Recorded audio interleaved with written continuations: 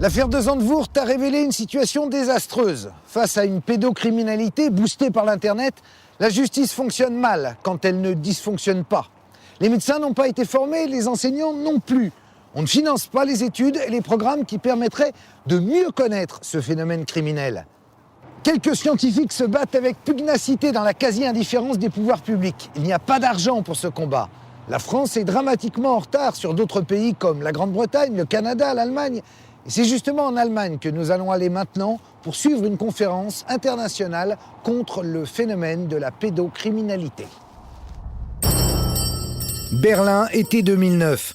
Des spécialistes du monde entier viennent présenter leurs travaux dans cette conférence organisée par le gouvernement fédéral avec Innocence en danger, une ONG internationale.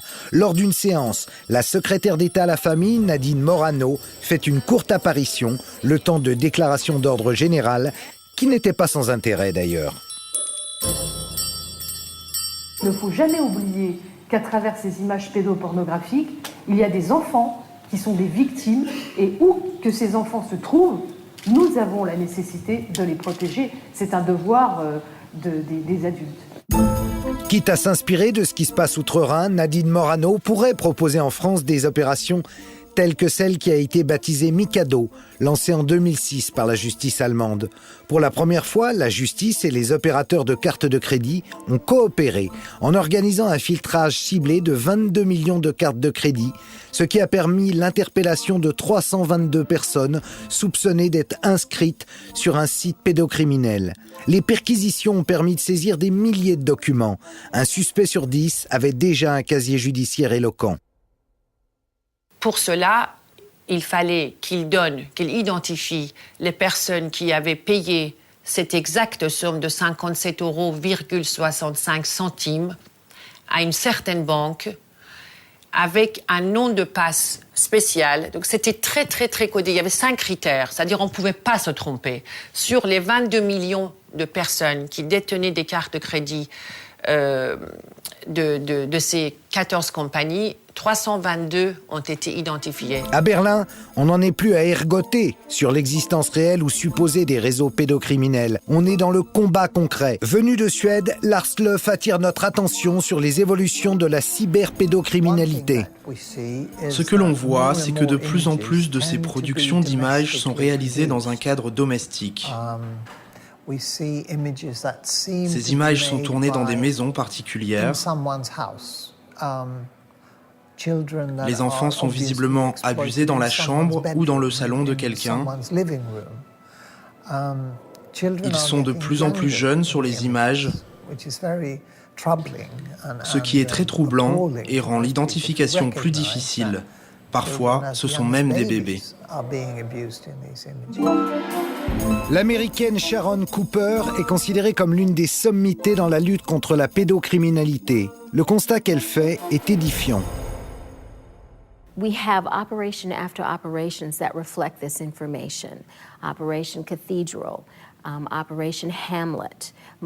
Chacune des opérations confirme nos informations. Il y a l'opération Cathédrale, l'opération Hamlet et Apollo aux États-Unis. Continuellement, il y a de 10 à 45 personnes connectées en même temps tout autour du monde, qui discutent et échangent des informations sur Internet. Dans la plupart des cas, les abus s'effectuent en direct, diffusés par les webcams. Il y a les abuseurs, des membres de la famille et ceux qui prennent du plaisir à regarder. Tous constituent un réseau. Fini l'époque des pédocriminels solitaires qui vendaient sous le manteau les photos ou les films 8 mm de viol d'enfants pour financer leur perversion. L'artisanat a été balayé par les nouvelles technologies. Aujourd'hui, un viol commis à domicile ou entre amis peut être commercialisé et visionné de l'autre côté de la planète. Avant, il y avait une victime, un abuseur. Les enfants avaient un secret, c'est qu'ils avaient été sexuellement abusés. Les recherches ont montré que les enfants exposaient leurs secrets au grand jour quand ils étaient prêts, bien souvent, Ce n'était pas pendant l'enfance. Les victimes faisaient des révélations à l'âge adulte, quand ils sentaient que l'abus était suffisamment loin pour en parler. Avec l'Internet, le secret de l'enfant n'en est plus un. L'abus devient visible. Oui, visible, et parfois même dans le monde entier.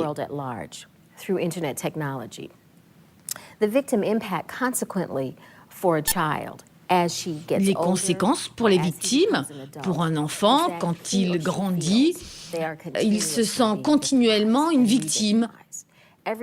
Et à chaque fois qu'une personne télécharge une image ou une vidéo de son viol, cet enfant redevient à nouveau une victime.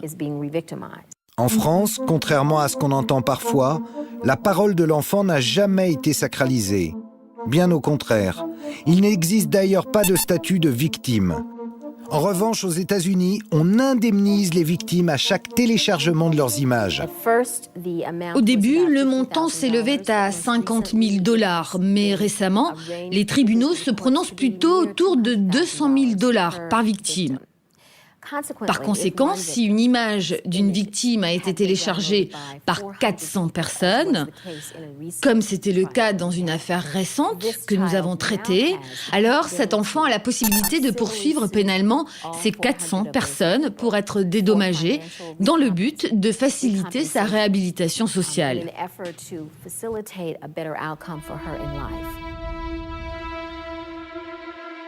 On entend souvent dire que la vie d'un enfant violé est fichue. Et pourtant, c'est faux. C'est faux si les adultes le croient et qu'ils le prennent en considération, qu'ils prennent en considération son récit. Pour peu qu'on les aide à surmonter le traumatisme, ces enfants blessés peuvent redécouvrir la vie. Je vous propose de partir en Suisse où plusieurs petites victimes du CD-ROM de Zandvoort se retrouvent sous la houlette de l'organisation Innocence en danger. Gstaad, en Suisse. Ce village regroupe les résidences de célébrités, dont celle, ironie du destin, de Roman Polanski. C'est aussi le lieu où sont organisés les camps d'été d'Innocence en danger. Ici, chaque année, plusieurs petites victimes du réseau Zandvoort sont accueillies et prises en charge. Et oui, les petites victimes françaises vont trouver en Suisse ce qui n'existe pas en France.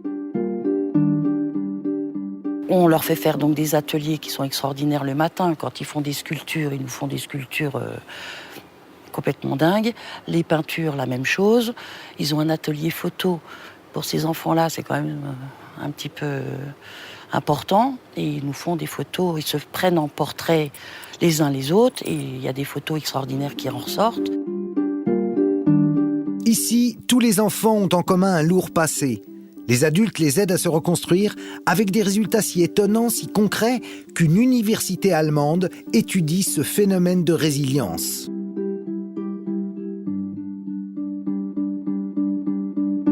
Lorsque, il y a 3-4 ans, ils sont venus pour la première fois, c'était des enfants qui avaient des problèmes scolaires, des problèmes de communication, des problèmes énormes de concentration, des problèmes de confiance.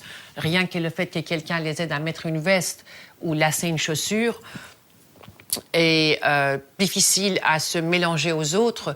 Aujourd'hui, je ne peux absolument pas faire la différence entre ces enfants et les enfants qui n'ont pas d'histoire. Au terme de cette enquête, on voudrait tous sortir de la guimauve ambiante, comme le soulignait le docteur Piette. Mais la guimauve, nos voisins européens semblent décider à en sortir plus vite que nous. Pourtant, il suffirait d'une volonté politique pour que les choses s'améliorent. Pour en revenir à l'affaire qui nous a emmenés jusque-là, l'affaire de Zandvoort, peut-on se satisfaire de voir les CD-ROM enfermés dans une armoire ?